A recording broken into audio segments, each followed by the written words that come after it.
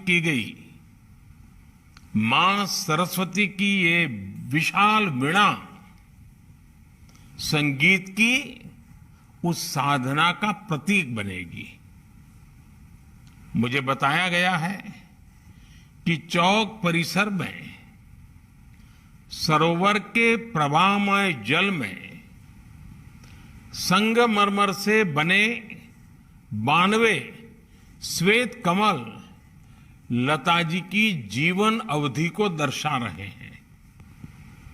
मैं इस अभिनव प्रयास के लिए योगी जी की सरकार का, अयोध्या विकास प्राधिकरण का और अयोध्या की जनता का हृदय से अभिनंदन करता हूं। इस अवसर पर मैं सभी देशवासियों की तरफ से भारत रत्न लता जी को भावभीनी श्रद्धांजलि देता हूं। मैं प्रभु श्री राम से कामना करता हूं उनके जीवन का जो लाभ हमें मिला, वही लाभ उनके सूरों के जरिए आने वाली पीढ़ियों को भी मिलता रहे। साथियों, लता दीदी के साथ जुड़ी हुई मेरी कितनी ही यादें हैं, कितनी ही भावुक और स्नेहिल स्मृतियां हैं। जब भी मेरी उनसे बात होती, उनकी वाणी की युग परिचित मिठास हर बार मुझे मंत्र मुग्ध कर देती थी।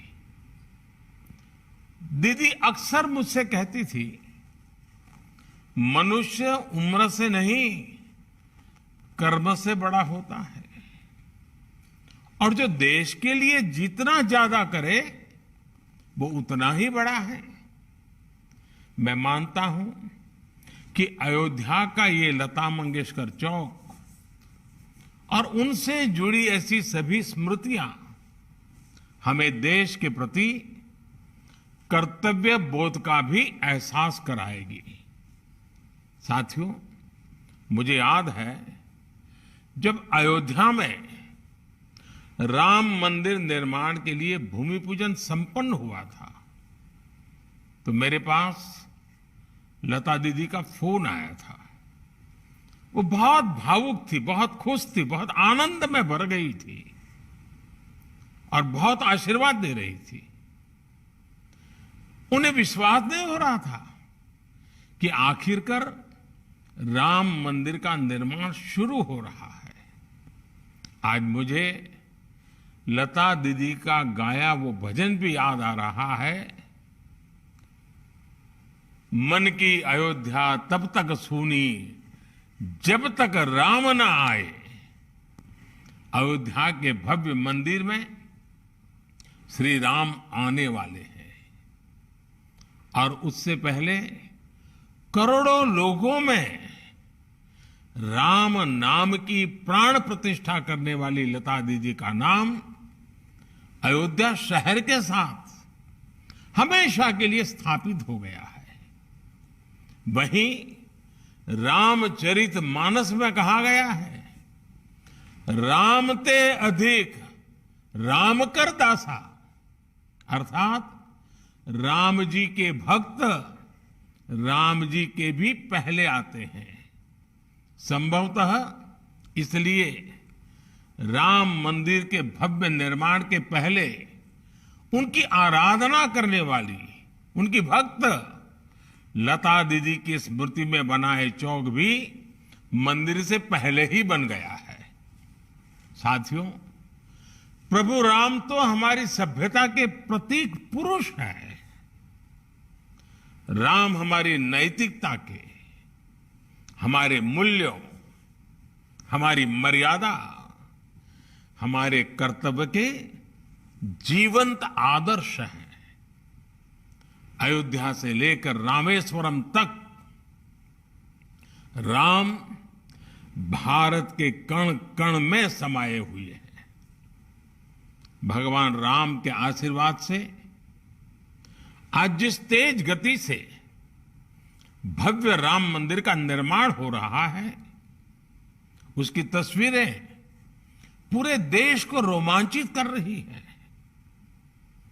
ये अपनी विरासत पर गर्व, इसकी पुनः प्रतिष्ठा भी है और विकास का नया अध्याय भी है। मुझे खुशी है कि जिस जगह पर लता चौक विकसित किया गया है, वो अयोध्या में सांस्कृतिक महत्व के विभिन्न स्थानों को जोड़ने वाला प्रमुख स्थलों में से एक है। ये चौक राम की पैड़ी के समीप है और सरयू की पावन धारा भी उससे बहुत दूर नहीं है। लता दीदी के नाम पर चौक के निर्माण के लिए इससे बेहतर स्थान और क्या होता।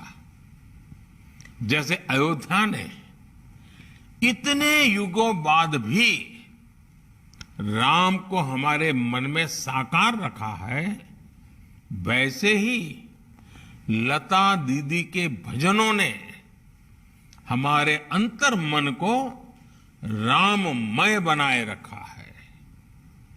मानस का मंत्र श्री रामचंद्र कृपालु भजमन, हरण भव भय दारुणम, या फिर मीराबाई का पायो जी मैंने राम रतन धन पायो।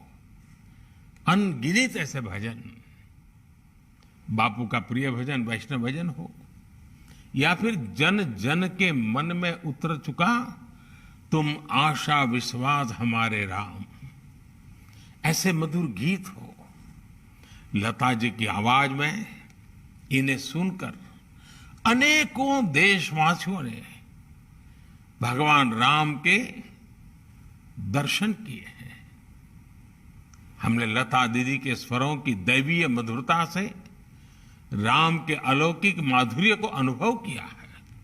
और साथियों, संगीत में ये प्रभाव केवल शब्दों और स्वरों से नहीं आता।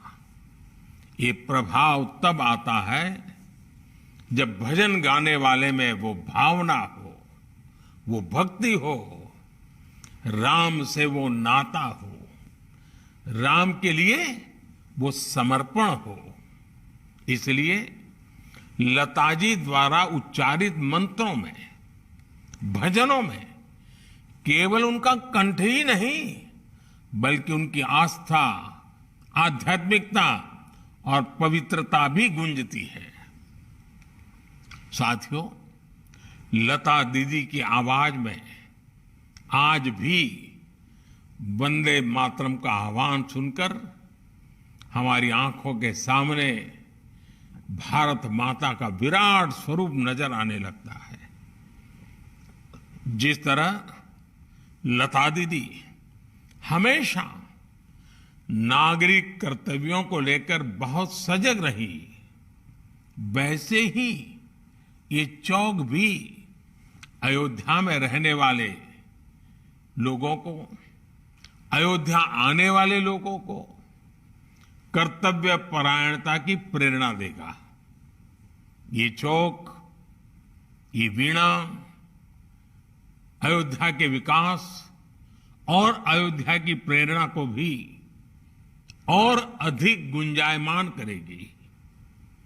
लता दीदी के नाम पर बना ये चौक हमारे देश में कला जगत से जुड़े लोगों के लिए भी प्रेरणा स्थली की तरह कार्य करेगा। ये बताएगा कि भारत की जड़ों से जुड़े रहकर आधुनिकता की ओर बढ़ते हुए भारत की कला और संस्कृति को विश्व के कोने कोने तक पहुंचाना, ये भी हमारा कर्तव्य है। भारत की हजारों वर्ष पुरानी विरासत पर गर्व करते हुए भारत की संस्कृति को नई पीढ़ी तक पहुंचाना, ये भी हमारा दायित्व है। इसके लिए लता दीदी जैसा समर्पण और अपनी संस्कृति के प्रति अगाध प्रेम अनिवार्य है। मुझे विश्वास है भारत के कला जगत के हर साधक को इस चौक से बहुत कुछ सीखने को मिलेगा। लता दीदी के स्वर युगों युगों तक देश के कण कण को जोड़े रखेंगे। इसी विश्वास के साथ अयोध्या वासियों से भी मेरी कुछ अपेक्षाएं हैं। बहुत ही निकट भविष्य में राम मंदिर बनना है। देश के कोटि कोटि लोग अयोध्या आने वाले हैं।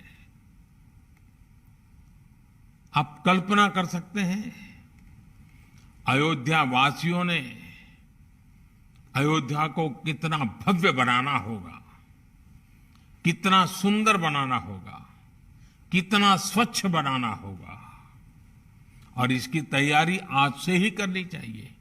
और ये काम अयोध्या के हर नागरिक को करना है, हर अयोध्या वासी को करना है।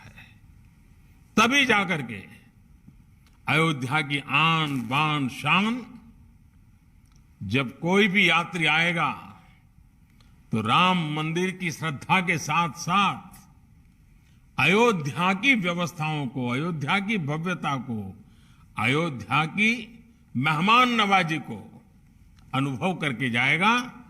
मेरे अयोध्या के भाइयों बहनों, तैयारियां अभी से शुरू कर दीजिए।